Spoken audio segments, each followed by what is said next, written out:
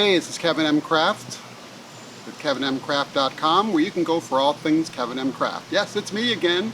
If you're familiar with me, you know that about the Doboro the Bottlenecker book series. Doboro's a fictional character that I created.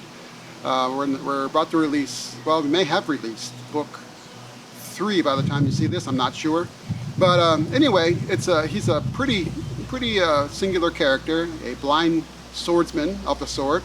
We're reminiscent of Zatoichi, but I thought it's interesting. I wanted to do kind of a demonstration of Zatoichi's self-defense and combat styles, kind of give you a better idea of what he might look like as you're reading the books. Doboro was trained in South Korea by a South Korean martial arts master, Master Beck, who taught Doboro all of his survival skills, his combat skills, including his use of the sword. It doesn't seem very practical at first, to Doboro especially, but it ends up being very significant and very important to his character as we move along. Normally, he would learn Gumdo, which is the Korean way of the sword, way of the true sword. He would normally learn that safely using something like this, which is this is the Japanese bokken, or a wooden sword, for safety reasons, obviously. He would normally use something like this, because you can't cut yourself or anything like that, even though this could be a formidable weapon by itself. But Master Beck is a bit of a sadist and a bit of a realist as well, so he dispensed with that entirely, and basically told him, if you're gonna face assailants with swords, they're not gonna have wooden swords, they're gonna have live blades. So he trained him with what would look like a typical katana, ultimately giving him this, which is a cane sword. Got a seat stuck in that. Much like this. All right, his looks a little different, but this is something very similar to what he was given and what he carries with him throughout the book series. You can see it's straight.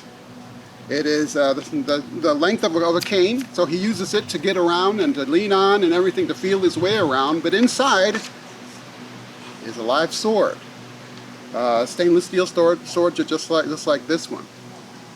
And because Doboro is visually impaired, his fighting system is tailored for that purpose.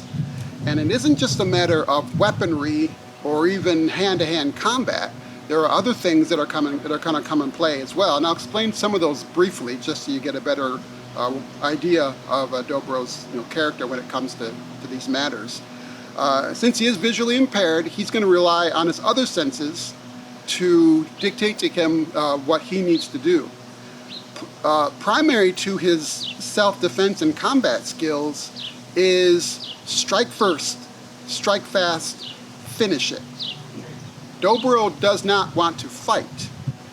He wants to dispatch his assailants as quickly and as efficiently as he possibly can, because he's blind. That gives him an automatic, natural disadvantage. And so he's not going to want to fight somebody.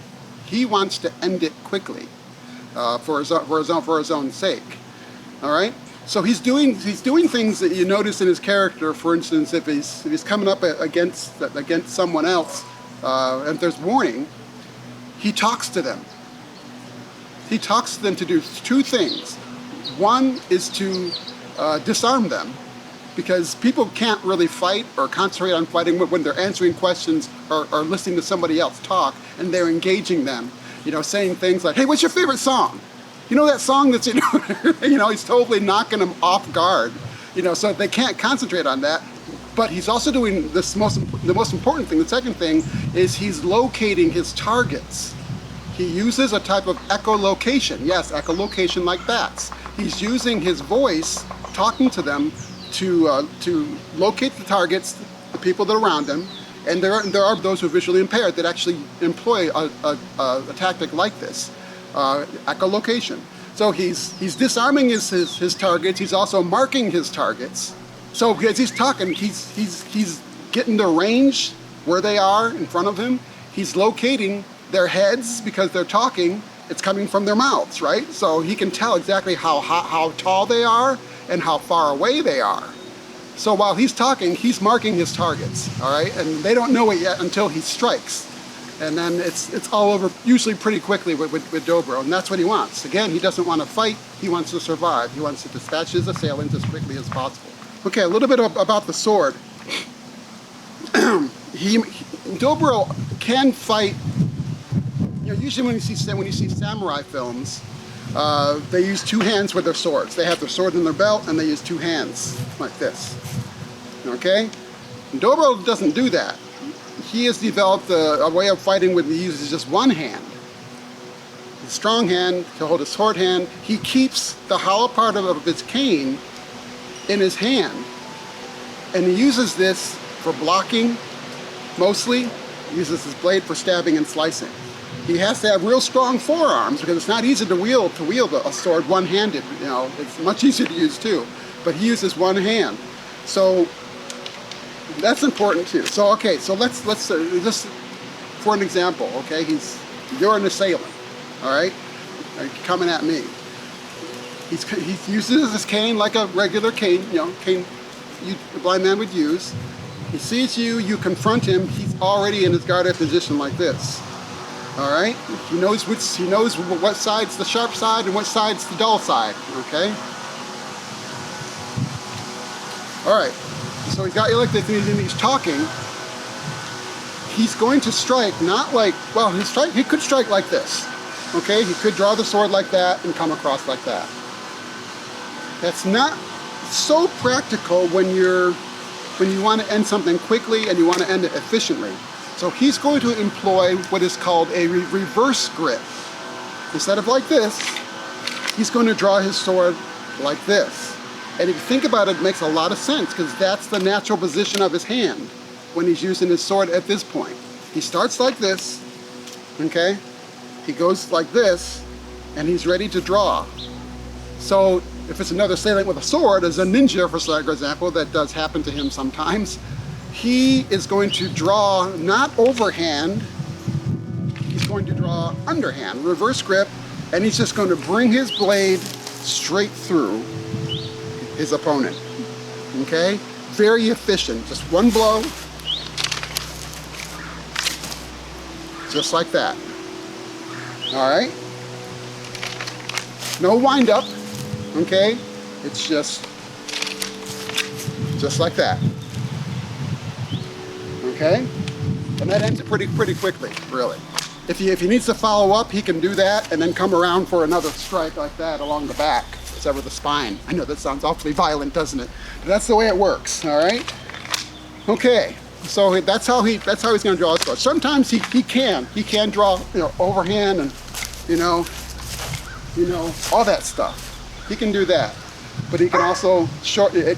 You know, it's a long-range weapon anyway. The sword's a long-range weapon anyway.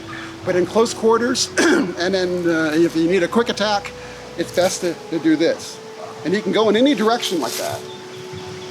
It's also called the Zatoichi grip, and that's based off the character Zatoichi. It's a Japanese fictional character. He's the quintessential protagonist, blind swordsman, in a series of movies first, beginning in the 60s and through the 70s, and there was even the last one made in '89, and then 2001, I think. And then the last one, Zatoichi the Last, I think came in 2009 or something like that. But it's the longest running movie series and television series, I think in Japanese history, if I'm not mistaken. Very, very popular character. But anyway, it's called a Zatoichi grip, but it's really called the reverse grip because you also find it in a lot of ninja movies made popular by Shintaro Kinzu. No, I'm sorry, Shokasugi, sorry about that. But he popularized the ninja movie craze of the 80s, and you'll see him employ this grip with his sword a lot. It's very practical for a lot of reasons. Number one, it's efficient, like I said. Instead of, you know, all this, you're just pulling the blade out, and I put the sword in correctly, like I should. You're just pulling the blade out, and it's all one swift move instead of two. It also undercuts your opponent, especially if he has a sword, and because he's going to employ an overhead strike, you've already cut under him, and very quick, very efficient. Okay, so that's why Dobro uses that. Give you a small demonstration. I'll do this slow. I don't want to do it too fast. Let's say that you're an assailant. There's an assailant to my left, my right, and behind me. One way Dobro might start the attack, and it would be an attack, not so much a defense, is, you know, he's talking to him, he's identified his, hey, how you doing, man? What's your name? How tall are you, right? What are you know, he's identified his marks, all right, with echolocation.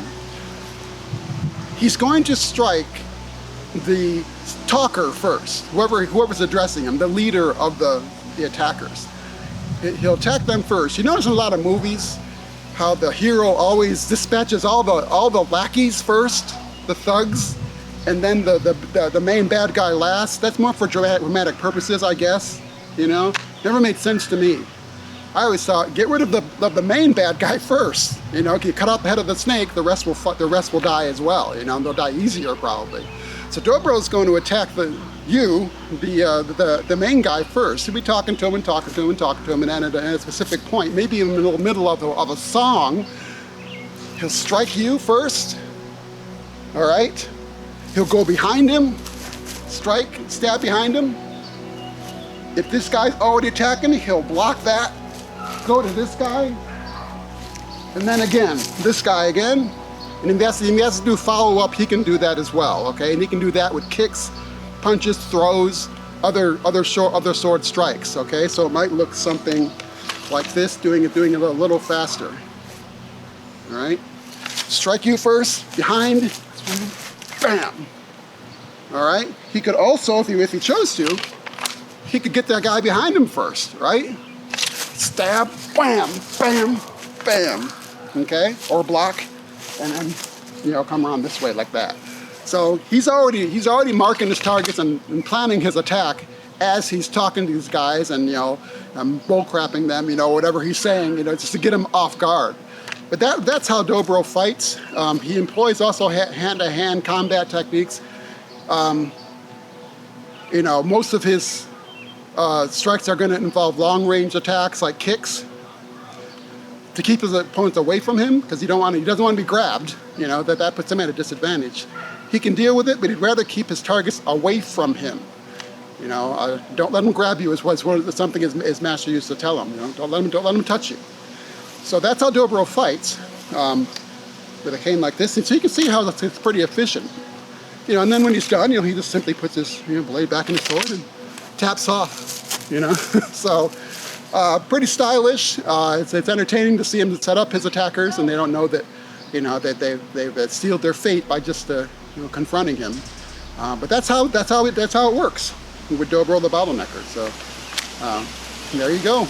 That's the cane sword. That's Doboro's fighting method, and you can read all about it in the Doboro novels. All right. So thank you very much.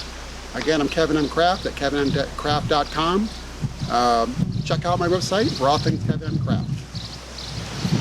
Grace and peace to you.